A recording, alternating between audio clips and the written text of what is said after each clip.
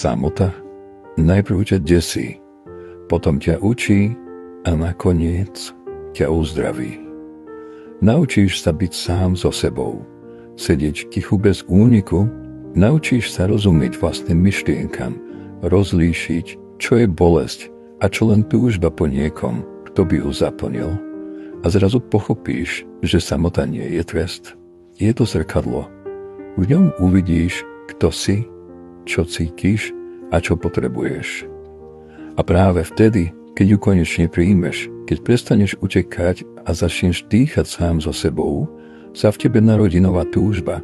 Nie po niekom, kto by ťa zachránil, ale po niekom, s kým by si mohol rásť. Nie po láske, ktorá zaplní prázdno, ale po láske, ktorá vytvorí priestor.